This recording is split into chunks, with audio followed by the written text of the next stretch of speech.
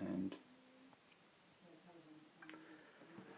Bank Harbour, 5.5 miles east of Castletown there. One of those, again, lovely little roads, cul-de-sac roads that leads down to the sea. But going down to Bank is a particularly nice. It's particularly nice arriving at the sea there because you're confronted with a very, very old harbour wall that may in fact go back to Viking times. There's a newer pier along the way. But anyway, I first came down there in 1989, and again, a very peaceful, very beautiful spot, and I had visions of having a boat moored there, which in fact, did happen eventually.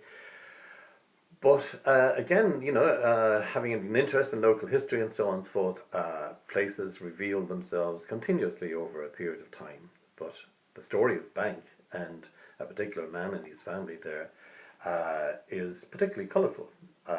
It's the story of a guy called Jacques Fontaine, who arrived there around the beginning of the 18th century, 1700, and set himself up in farming and in fishery. Very unusual for the area because the common activity at the time was piracy, in league with the French, lending wine, brandy, and wine and stuff like that.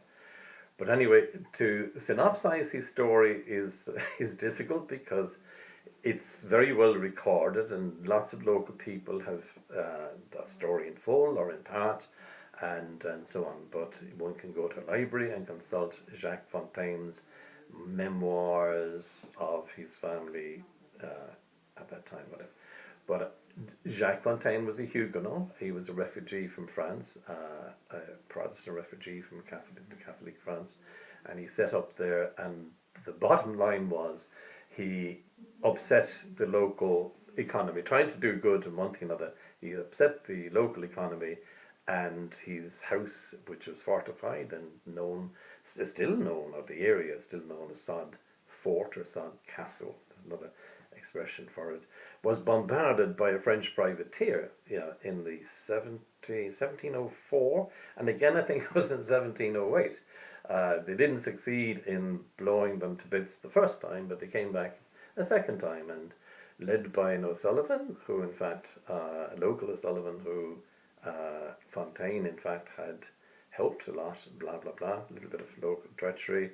The French came back, Bretons I think they were, and they laid siege to the castle with cannons, and although there was a spirited defence, Fontaine himself was captured and ransomed.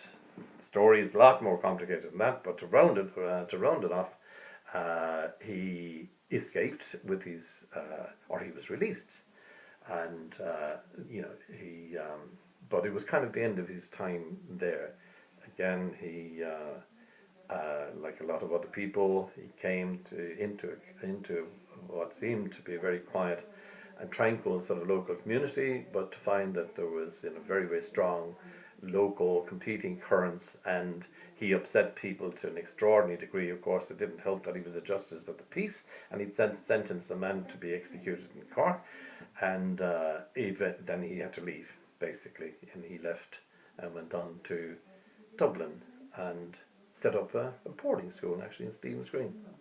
And in 1724 he wrote an account which seems to have been a bestseller at the time of his time in Ireland.